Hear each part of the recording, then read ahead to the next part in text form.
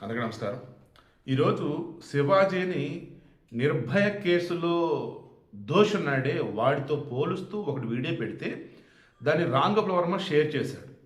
ఆ తర్వాత నాకు వచ్చినటువంటి ఒక మెసేజ్, తను రిటైర్డ్ ఐఆర్ఎస్ ఆఫీసర్.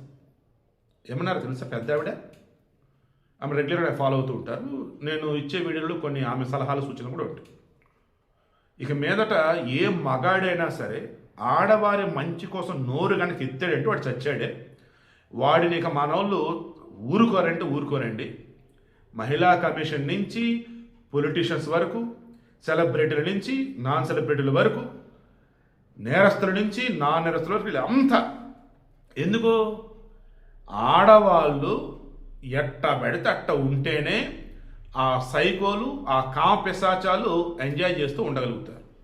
ఆడవాళ్ళు ఏమాత్రం జాగ్రత్తగా ఉన్నారో, ఆడవాళ్ళు ఏమాత్రం చక్కగా మంచి బట్ట కట్టుకుని ఉన్నారో, వాళ్ళు కామంతో కటకటలాడిపోతూ ఏం చేయాలి ఏంటో తోచక చస్తూ ఉంటారు. మామూలుగా కళ్ళతో రేప్ చేసేస్తారు, కళ్ళతోనే. అవునా కాదే అండి? ఈరోజు శివాజీకి సొసైటీ మొత్తం సపోర్ట్ వస్తుంది.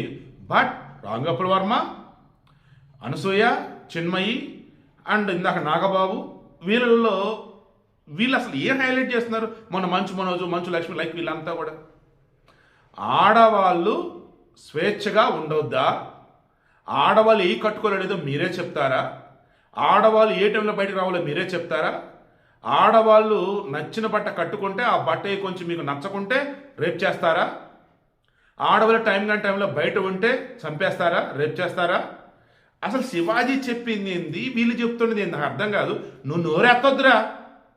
ఆడవాళ్ళు ఎలాగైనా ఉన్నాయి, నువ్వు నోరెత్తొద్దురా. చూస్తే చూడు, లేదా మూసుకొని కూర్చో. ఇలాగే ఉందండి ఈరోజు. వీడియో క్లోజ్ చేస్తున్నా. క్యాటిస్ క్రైమ్ అవేర్నెస్ ఛానల్లో వీడియో వేస్తున్నా. వీడియోకి మెయిన్ ఇంటెన్షన్ చెప్పిన మరలా చెప్తున్నా. ఈరోజు శివాజీ మాట్లాడిన మాటలని 99.999% ఆడవాళ్ళు, మగవాళ్ళు సపోర్ట్ చేస్తున్నారు.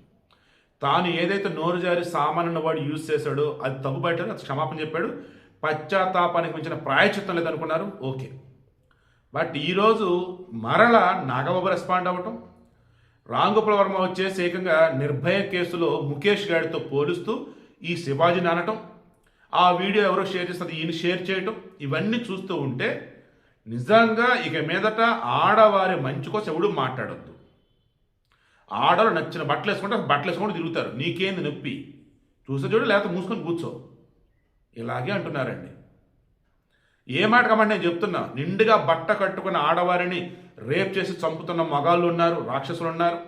పసిపెట్టి నుంచి ముదుసల వరకు ఎవరిని వదలనటువంటి సైకోగాళ్ళు ఉన్నారు, కాదనట్ల. కానీ గుడికి బడికి, భర్తకి మామకి, బిడ్డకి తండ్రికి తేడా తెలియాలి కదమ్మా. ఆ వేలోనే మనం ఎక్కడ ఉన్నాము ఏంటన్న వేలో ఆ బట్టలు కట్టుకోండి అని అన్నారు. మగవారికి, ఆడవారికి అందరికీ ఇది అప్లై అయ్యింది. నా ఫేస్బుక్లో పెట్టిన పోస్ట్ కూడా ఇదే. ప్లీజ్ అనవసరంగా లేనిపోయిన ట్రాప్లో పడద్దు, ట్రాన్స్లో పడద్దు. కొంతమంది ఎదవలు కావాలని, అక్కడ అన్వేష ఎవరు అసలు అతనైతే అబ్బో నాకు ఒక వీడియో షేర్ చేశారు, అసలు వినలేమన్నమాట. అదైతే ఘోరం. అసలు అతను ఫాలో అయ్యేది ఎవరు, అతనికి ఫాలోవర్లు ఎవరో నాకు అర్థం కావట్లేదు. ఒక్క వీడియో చాలు అతను అన్సబ్స్క్రైబ్ చేయడానికి, అన్ఫాలో అవడానికి. అంత ఘోరంగా అన్నాడు. ఆడోళ్ళు ఇప్పుకొని తిరగాలంట, అసలు విచ్చలవిడిగా ఉండొచ్చంట, ఎవడేం చేస్తాడో చూద్దామంటాడు. ఇంకెద్దులే, అది దరిద్రం నాకు వద్దుగా. నేను మరలా చెప్తున్నా, కామంతో కటకటలాడేవాళ్ళు కొంతమంది, ఇంకొంతమంది వాళ్ళ ఇంట్లో వాళ్ళు బట్టలు ఎట్టబడితే వేసుకుంటున్నారు. ఇప్పుడు శివాజీ అన్న మాటలకి వీళ్ళని లేనిపోయిన జనాలు అంటారని చెప్పేసి భయపడారు కొంతమంది. ఇలా మనం కూడా వేస్తాం కదా ఎట్టబడితే అట్ట బట్టలు, రేపు మనల్ని కూడా అంటారని చెప్పేసి ఇంకొంతమంది. ఇలా ఇటువంటి వాళ్ళు తప్ప నిజంగా స్త్రీ యొక్క స్వేచ్ఛ, స్త్రీకి సంబంధించి ఒక రక్షణ కోరుకునే వాళ్ళంతా కూడా శివాజీనే సపోర్ట్ చేస్తున్నారు. శివాజీ అన్నమాట తప్పు లేదని అంటున్నారు. చూద్దాం, మహిళా కమిషన్ ముందుకు వెళ్ళాడు కదా, ఆయన బయటకు వచ్చి ఏం మాట్లాడతారో ఏంటో.